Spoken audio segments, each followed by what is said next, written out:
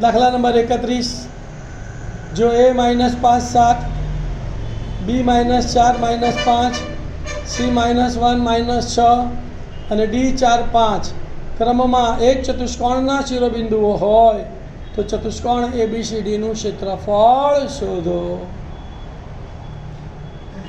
ધ્યાન આપો ભાઈ, આપણી પાસે ચતુષ્કોણના ક્ષેત્રફળનું સૂત્ર નથી તો શું કરીશું? કોઈ પણ એક વિકર્ણ દોરીને ચતુષ્કોણના બે ભાગ પાડી દઈશું અને બે ત્રિકોણ બનાવીશું.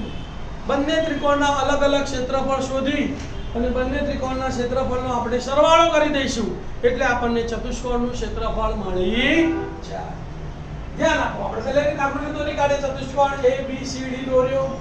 એના આમ -5 અને 7, B ના -4 -5, C ના -1 -6, D ના 4 5. વિકર્ણ આપણે BD દોરીએ તો ત્રિકોણ ABD બને અને બીજો ત્રિકોણ BCD બને. વિકર્ણ જો આપણે AC દોર્યો હોય તો ત્રિકોણ ABC બને અને બીજો ત્રિકોણ ACD બને. બરાબર? ધારી લઈએ આપણે. ચલો ધારો કે A -5 7, B -4 -5, C -1 -6 અને D 4 5 એ ચતુષ્ક્રમમાં ચતુષ્કોણ ABCD ના શિરોબિંદુઓ છે. હવે આપણે કયો વિકર્ણ રચ્યો? તો હવે આપણે વિકર્ણ BD રચી ચતુષ્કોણ ABCD નું બે ત્રિકોણોમાં વિભાજન કરી કયા બે ત્રિકોણ બનશે? એક ત્રિકોણ ABD બનશે અને બીજો ત્રિકોણ BCD. તો પહેલા ત્રિકોણ ABD નું ક્ષેત્રફળ શોધી કાઢીએ. ABD નું ક્ષેત્રફળ શોધવા માટે આ x1 y1 બનશે, આ x2 y2 બનશે અને આ x3 y3 બનશે. તો ત્રિકોણ ABD ના ક્ષેત્રફળનું સૂત્ર બોલો. એ તૃતીયાંશ ગુણ્યા માનાંકમાં x1 y2 y3 વત્તા x2 y3 y1 વત્તા x3 y1 y2 માનાંકમાં. કિંમતો ધ્યાન આપજો. બરાબર ના બરાબર? એક તૃતીયાંશ ને તૃતીયાંશ ગુણ્યા માનાંકમાં. x1 ની જગ્યાએ કેટલા મૂકીશું? -5 ગુણ્યા y2 y3 તો y2 એટલે -5 અને y3 એટલે 5 તો -5 5 પ્લસ x પ્લસ ના પ્લસ x2 કેટલો છે? -4 તો x2 ની જગ્યાએ -4 કૌંસમાં y3 તો y3 કેટલા છે? 5 તો 5 y1 તો કેટલા છે? 7 તો 5 7 વત્તા ના વત્તા x3 કેટલા છે બોલો? 4 x3 ની જગ્યાએ 4 કૌંસમાં y1 y2 તો y1 છે 7 અને y2 છે -5 તો માઈનસ પ્લસ તો 7 + 5 માનાંક પછીના સ્ટેપમાં આપણે આ છે ખાલી સરવાળા વાળા કૌંસ છે એનું સાદુરૂપ આપીશું, બાકી બધું એમનું તો મારે બરાબર 1/2 ગુણ્યા -5 એમના એમ -5 એટલે -10 એટલે -5 ગુણ્યા -10 વત્તા ના વત્તા -4 એમને એમ 5 માંથી 7 ગયા તો -2 તો અહીંયા -2 તો શું લખાય? -4 ગુણ્યા -2 વત્તા ના વત્તા 4 ના 4 7 + 5 એટલે 12 તો અહીંયા 12 લખ્યા શું લખાશે? 4 ગુણ્યા 12. હવે ગુણાકાર કરીએ. 1/2 ગુણ્યા માનાંકમાં -5 ગુણ્યા -10 માઈનસ પ્લસ 5 દાન 50 વત્તા -4 ગુણ્યા -2 તો માઈનસ પ્લસ 4 દુ 8 વત્તા 8 અને વત્તા 12 ચોક 48 1/2 ગુણ્યા 50 વત્તા 8 ગુણ્યા 48.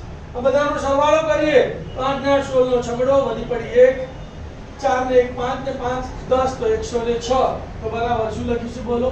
1/2 ગુણ્યા માનાંકમાં 106. માનાંક દૂર કરીશું તો ધન વેલ્યુ આવશે 106. બે ભાગ ચાલે તો 2 5 10 અને 2 તારી 6 તો માટે ત્રિકોણ ABD નું કેટલું આવ્યું? 53 ચોરસ એકમ. હવે લઈએ ત્રિકોણ BCD. તો આ થશે x1 y1, આ થશે x2 y2 અને આ થશે x3 y3. તો ત્રિકોણ BCD નું ક્ષેત્રફળ એ સૂત્ર લખીશું બોલો શું?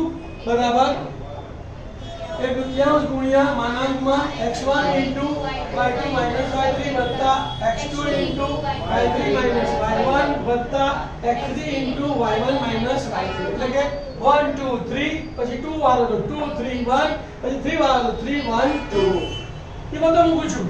બરાબર 1/2 ગુણ્યા માનાંકમાં x1 બોલો x1 કેટલો છે -4 ગુણ્યા y2 y3 y2 કેટલો છે -6 y3 કેટલો છે -5 તો -6 -5 વત્તાના વત્તા x2 કેટલો છે -8 y3 -y4 y3 છે 5 અને y4 છે -5 તો 5 માઈનસ પ્લસ 5 વત્તા 5 વત્તાના વત્તા x3 કેટલો છે 4 તો 4 અને y1 y2 તો y1 છે -5 અને y2 છે -6 તો -5 પ્લસ 6 માનાંક ક્લિયર સરવાળાનું પહેલા સાદુરૂપ આપી દઈએ 1/3 -4 ના -4 -5 અને -6 અને -5 -11 તો -4 ગુણ્યા -11 વત્તાના વત્તા -1 ના -1 5 વત્તા 5 એટલે 10 તો 10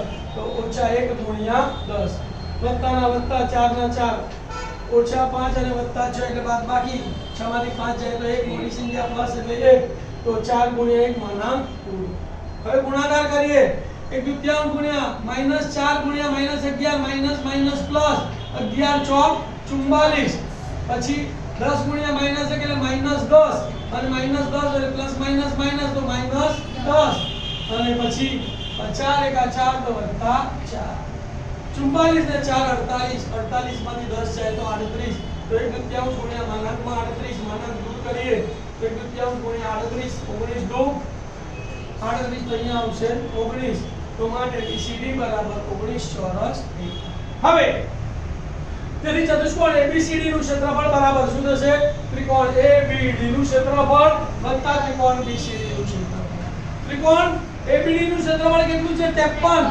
વત્તા ત્રિકોણ BCD નું ક્ષેત્રફળ કેટલું છે 19 53 વત્તા 19 9 ને 3 12 નો બગડો વધી પડી 1 5 ને 6 ને 1 7 તો 72 ચોરસ એકમ તો માટે ચતુષ્કોણ ABCD નું ક્ષેત્રફળ 72 ચોરસ એકમ છે